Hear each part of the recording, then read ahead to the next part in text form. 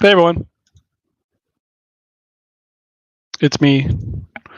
It's me, your boy Bamrick, back at it again with another Week 10 fantasy football update. Full disclosure, I'm very hungover right now. I'm very tired, so we're gonna get this going, and then I can go to bed. We are on to Week 10. This is episode 11. We're way too far into the season now. I'm not liking this at all. We only have 5 more weeks, including this one, until playoffs start, and then the next thing you know, football will be gone. We'll just have to deal with Chiefs Super Bowl in 4 months or whatever, 3 months, and that'll be super boring because they are a super boring team. So let's just get right into it. The NFL updates, as I know everyone loves and waits for. Speaking of the Chiefs, they just keep getting away with it.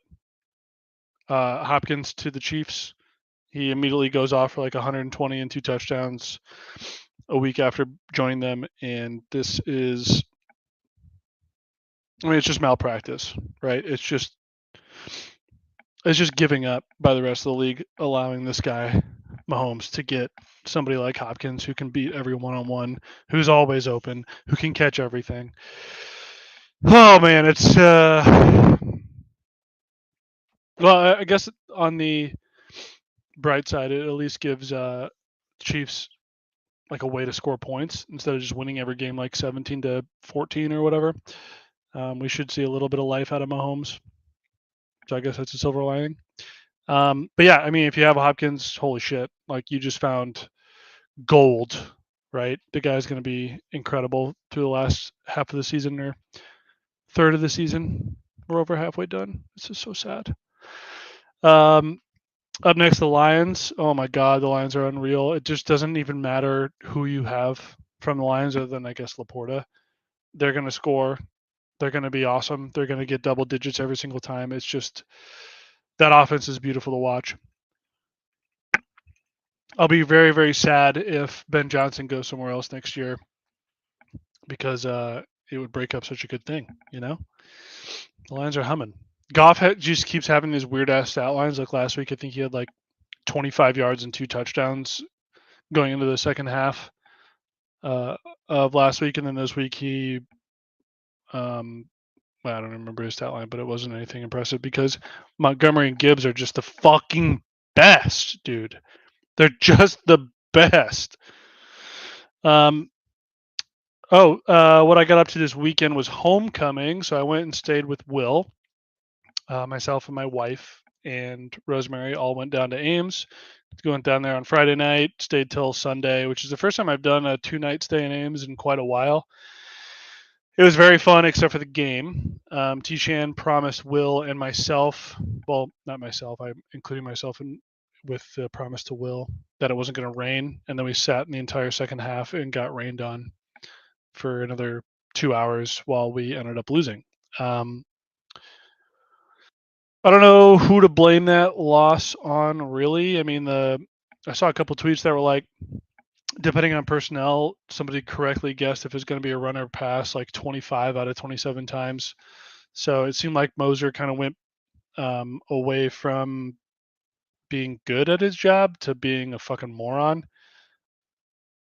Statistically wise, the Raiders are like literally last in the entire FBS in pass defense, and yet Moser was just trying to run. And other than like 1 or 2 broken runs here and there, it was pretty bad. They should have just had Rocco throw for like 500 touchdowns and 500 yards and 5 touchdowns. But it was raining, probably pretty slick out there. That's another thing. What's up with the turf or the grass? I thought we had like the best grass field in the universe, and people are slipping and looking like dipshits out there. I don't like that. It's a bad look. So yeah, homecoming as a whole was a blast. Rosemary was really fun in it. We'd gone last year, and she was too young to really do anything but be mad at everything. But yeah, I had a good time. We had then watched a scary movie, so that's how you you really know you're old is Saturday night at homecoming, and I'm just in Will's living room, and we're watching Midsummer as a group, drinking martinis instead of, I don't know, 32-ounce rum and coke at Estas.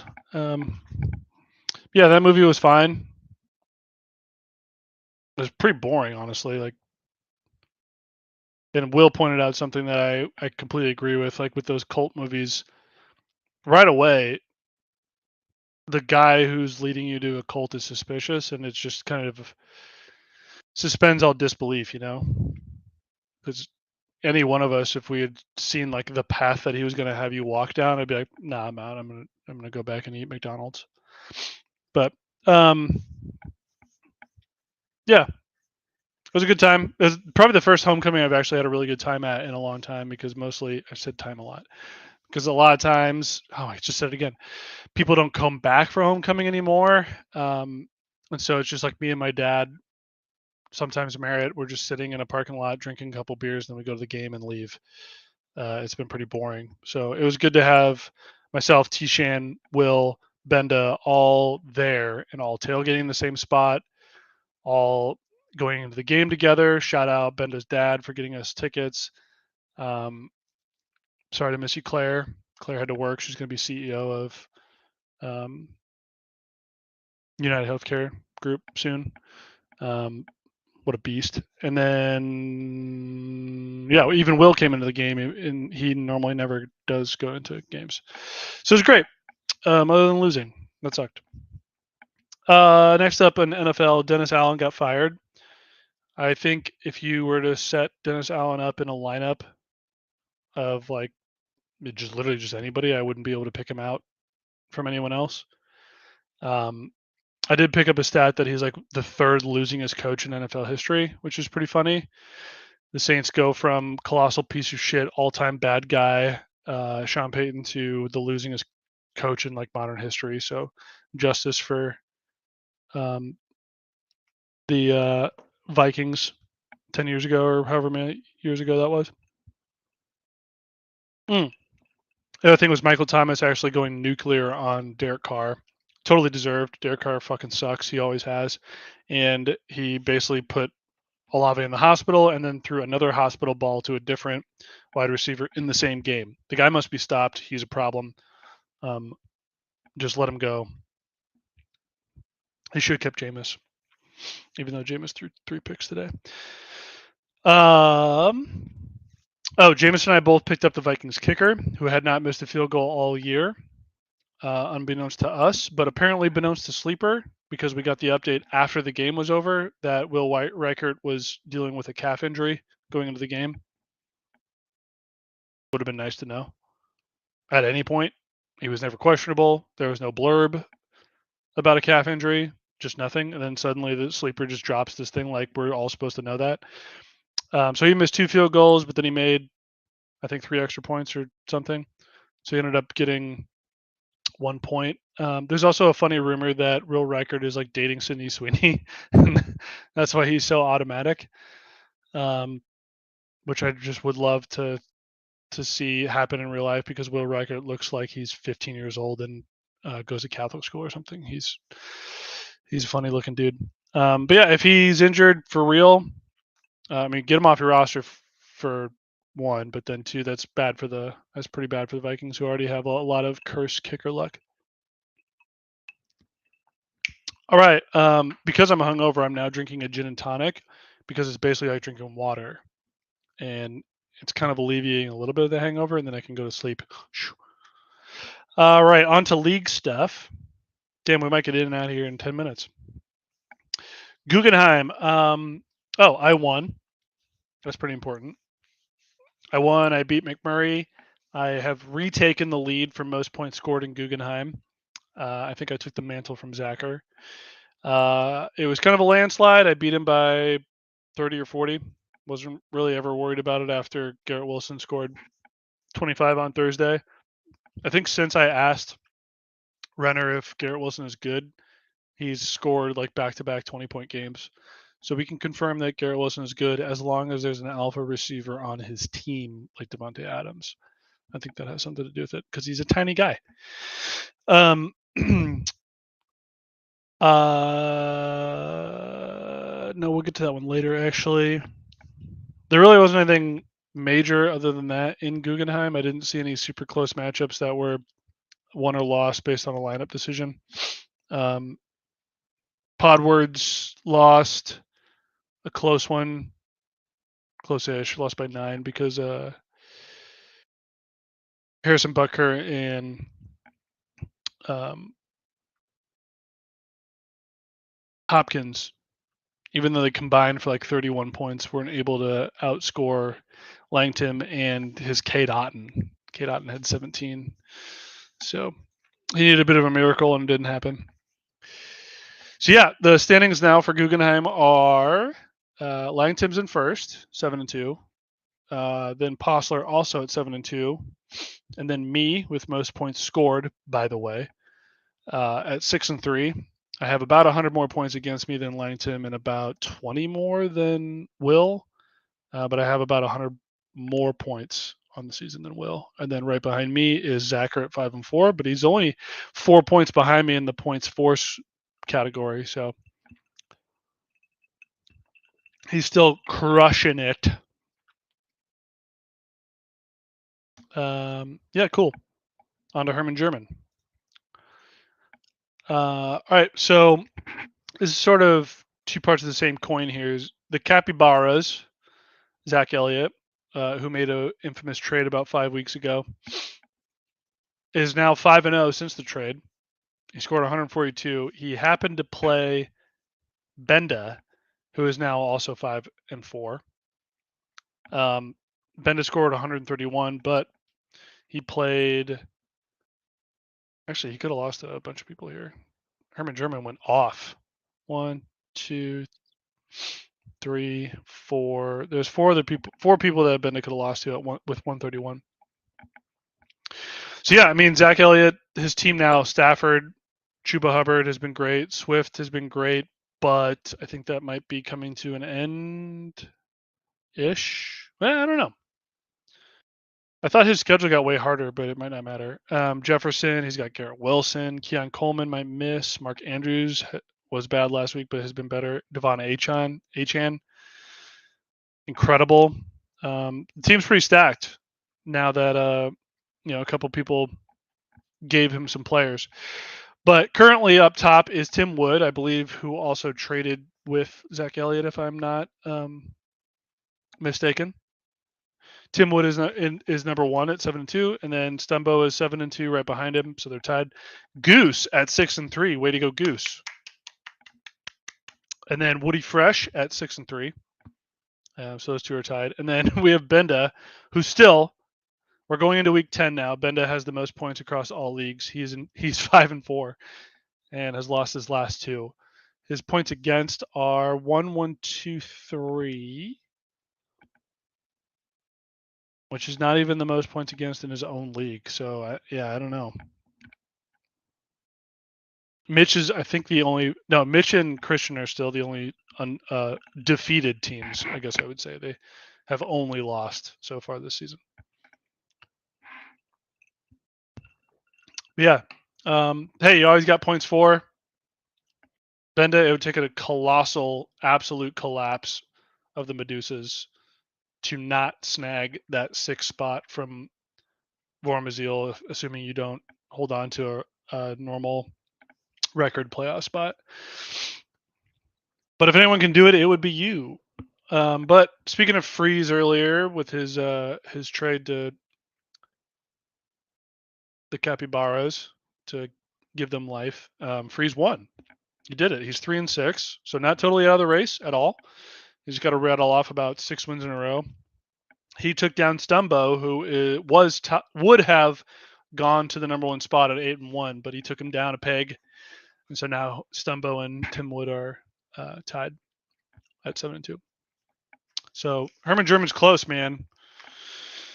Everyone's beating up on everyone. It's very Big 12 out there. Old Big 12, I guess. That actually reminded me. I didn't get to watch any of the Iowa State game, but I saw we won. But basketball's back, folks. your top 5 fucking Iowa State Cyclones are back on the tube. Except for me because I won't pay for ESPN Plus. All right, on to Blipto. The only thing I have here is T-Shan sucks and is desperate to rob Tex of good players, and so he has been incessantly texting and messaging him to try and trade. Tex just isn't answering anything. He's not answering DMs on Sleeper or emails or text messages. He's just holding on to Hertz and Gibbs and 2 people on IR and Jake Moody, who hasn't played and is just phoning it in. So I don't even know why he has anybody on his bench. He's clearly not playing.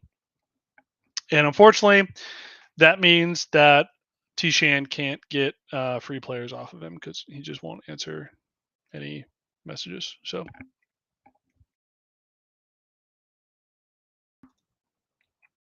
ooh, I just saw a little picture here from Canoost. A Helt and Langtim sighting. What a blessed day. That's great. 2 of the best to ever do it. What's with the red curtains? Where are you? Are you in a movie theater or something? There's like so much light that it's not like an intimate gathering, but then the red curtains behind would indicate to me that it's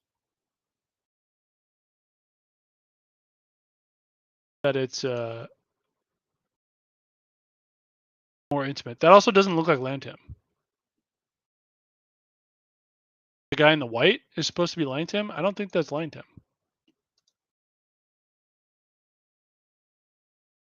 Whatever.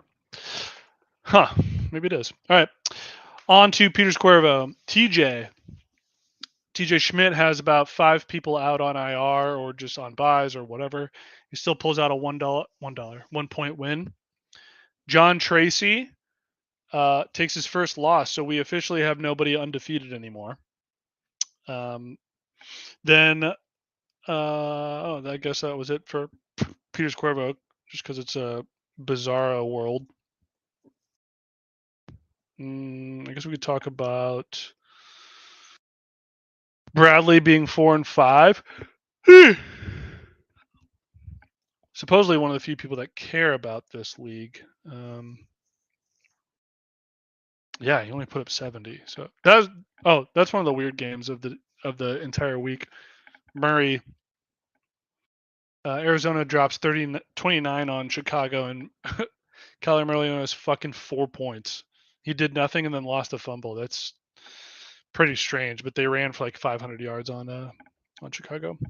I feel bad for Caleb Williams, man. I can't believe I'm saying this about an NFC rival, but I think Caleb could be really good, but Eberflus is terrible. The offensive line is garbage, as it has been for a long time, and they're not going to give him any help. They spent all the money on wide receivers instead of people that could keep Caleb upright. Like the Cardinals had one of the lowest pressure rates in the entire league. Sorry to drop some actual ball knowledge on all you fucking morons, but they had one of the lowest pressure rates in the league, and then they had like fucking 40% pressure rate on old Caleb. I mean, that's an institutional failure, if you ask me. I would do better. Somebody give me $1 billion to buy an NFL team. All right, on to motherfucking Newhall. Teeds loses. He's one of the few people I saw, maybe the only person I saw, to lose with Saquon Barkley in his lineup. Saquon had 30, and Teeds lost by 2 points, which is unfortunate. But you look a little deeper. He started Jordan Love with a groin injury against Detroit, who's a very good team and good defense. And on his bench is 2 other fucking quarterbacks. I don't know what we're doing here. He has 2 people on IR who will not be back the rest of the season, in Christian Kirk and Alan Lazard. He has a defense in Dallas who is the number 29 defense in all of fantasy football. Literally no reason at all to have them on your team, or Alan Lazard, or Christian Kirk. And then he has 3 fucking quarterbacks. I don't know. Did he just give up? Like, what is the reasoning here? Despite all that, he only lost to Ward by 2 points. Like, That's some baffling decision making. I'm pretty sure Teeds won last year, didn't he? He won a title game. Maybe he just won it and was like, "Yeah, I'm good."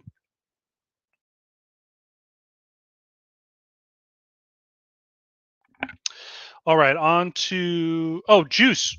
Almost forgot. In Newhall, my pick to win Newhall is Juice. He's 8-1. He has a 2-game lead on beautiful and powerful Tom McHale. So things looking good for your boy, the Barking Spider. Let's get on to Old Hall. Logan and Sully are both tied at first at 7-2, I believe. Yep, 7-2. Arnie's Pizza Shop has the Rippers by about 10 points. So they are neck and neck. Corey Anderson of President's League fame is currently at 6-3, along with Tom Keenan. And then all the way at the bottom is Mr. Christian Redhawks. Oof. He is 0-9 and has no waiver dollars either. So he has been trying very hard, but he currently has Zach Moss on IR. Drake London went out. Amari Cooper didn't play. This is a rough roster, man. Josh Allen, great. Raheem Mostert, nothing. Zach Moss on IR. Justin Jefferson, phenomenal. Number 1 wide receiver, I believe. Number 2. Oh, okay. He is leading the league in receptions or receiving yards. Drake London, very good, but got injured. Oh my God, Drake London is the number 5 overall wide receiver. What? 1, 2, 3, 4, 5. He only has 5 out of 9 double-digit weeks, and he's somehow the number 5 overall wide receiver. That's how many injuries we've had to deal with. He's got Zay Flowers, Dalton Kincaid, Amari Cooper. Yeah, I don't know. This team, the running backs are really, really bad. So there you go. He's losing basically 2 spots to zeros. Poor guy. All right, on to presidents. Prez.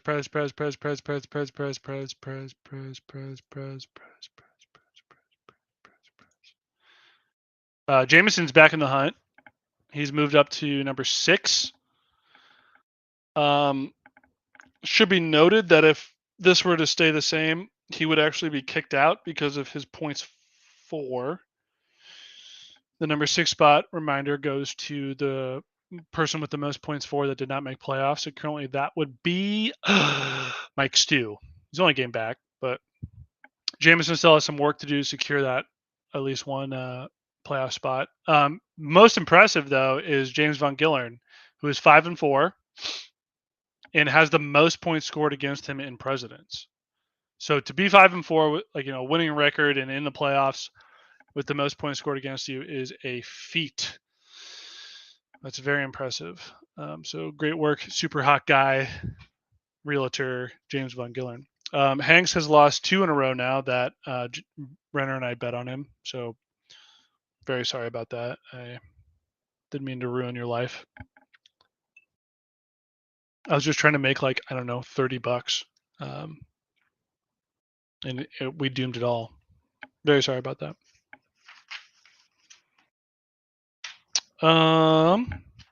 What else?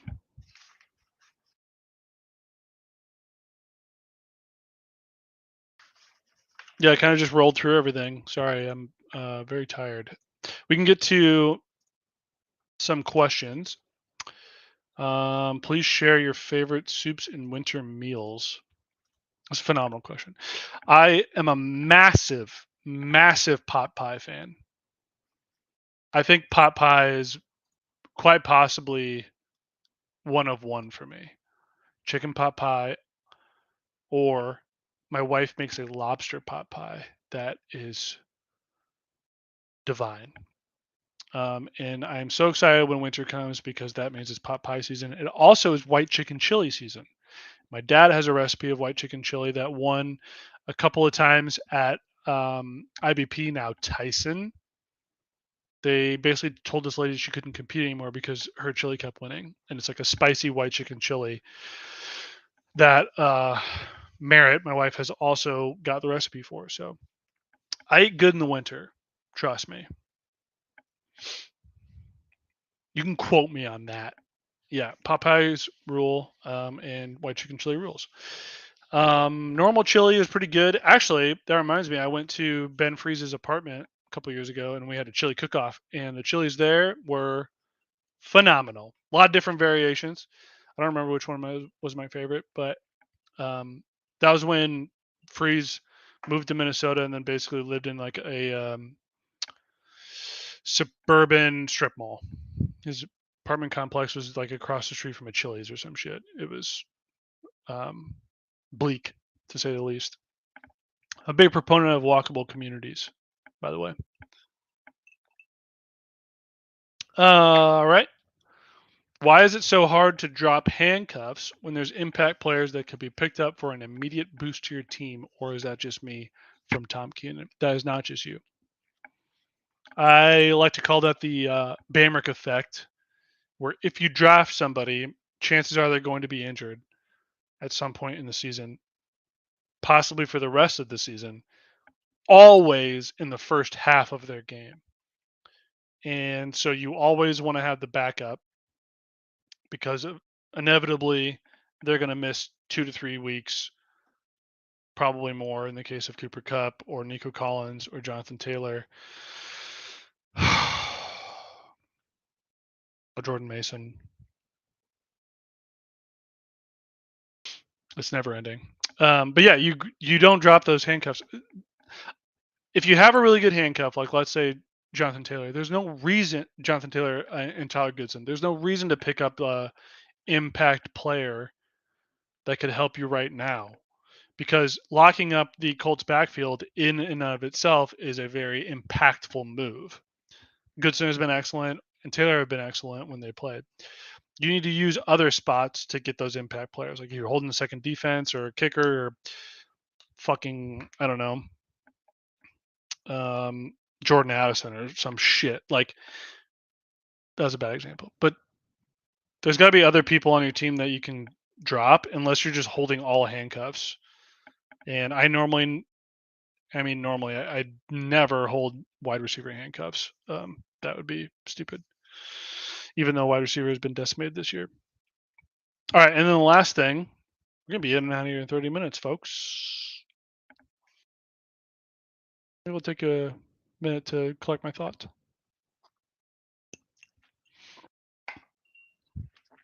Last thing was from Canoost. Explain the election in terms of fantasy football or NFL football at large.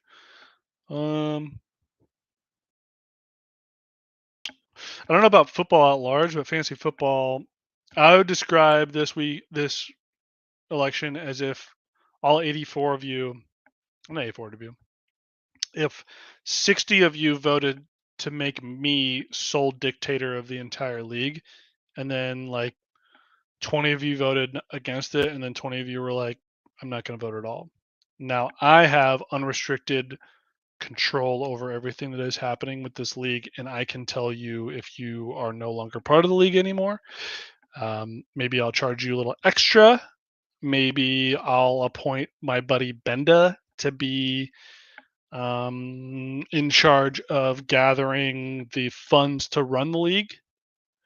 Maybe I'm going to charge who's somebody who is completely illiterate in technology. My dad. My dad is now in charge of the Discord. And the group me or any other thing you can think of. And then who's somebody that would be really bad at healthcare? Oh, Rosemary. Rosemary is now in charge of making sure all of your players are healthy. She's the trainer for all of the players, and that's basically what just happened. I can do whatever I want, and there's going to be no repercussions, and that's how it actually should be. I think a lot of you should be gone. We should get about a sixth of you out of here and go back to the way it was, back when things were good. So that's pretty much how that went down. I actually had a couple things to talk about other than that. One,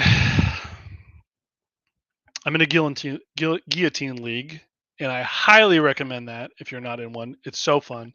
Basically, everybody drafts. You can have as many teams as you want because it's just one draft, right? We have 18 in this one that I'm in, and every week somebody, the lowest scorer, their entire roster is cut and back out onto waivers. You have $1,000 budget, so everyone is bidding on that old team's players, and eventually, like you just get bigger and bigger teams. Um, they're scoring more and more points. You have like just stacked rosters. It's fun. Last year, I was literally the first one who got knocked out, so I left it immediately and didn't engage with it. Now it's in week 10, and I'm there. So if you're not in a guillotine league, I think it's really really fun, and you should join one. You don't have to like think about it too hard. Um, and it's a way to just get your draft fix. I would say it's like best ball, and then guillotine leagues are the way to do it. The other thing was I heard about an interesting dynasty league uh, mode. So I'm in two dynasty leagues. One's IDP and one is not. They're both really fun, but there's a new, not new, but a different type where if the same person wins the dynasty league, I think twice, back to back. I think it's back to back, or if they three-peat, the entire league is blown up and you redraft everything. It's I can't remember the name of it, but I loved that idea because you can go into a draft and get royally fucked, and just be stuck with your team forever. Uh, and this is like like a lower stakes way to just be like, fuck, like this guy hammered all the morons in our league and now has the best team of all time. They're going to win forever. Well, after 2 wins or 3 wins or whatever it is, the league resets. We all go back to zero. Now we all know how a dynasty league works, and we can draft better. We can plan better. Because when dynasty leagues happen, they benefit people who have been playing fantasy for a long time, or have at least played in another dynasty league. So I think instead of your fucking dumbass multi-sport fantasy league, which may be going well, I'm not really sure. I'm not part of it. We should do this style of dynasty league, preferably a 12-man, because I'm in a 10-man dynasty and a 14-man dynasty, and I want to be in a 12-man. I don't know how I ended up in these weird numbered leagues, but dynasty is really fun. Being like on the clock during your rookie draft and like swapping picks and shit. That's where it's at, baby.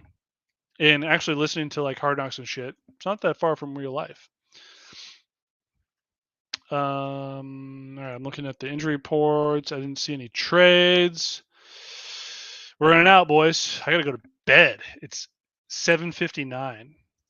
And I know a lot of you had kids, and with daylight savings, it's been a fucking nightmare. I thought that was a big Biden thing, was to get rid of fucking daylight savings times. What happened to that?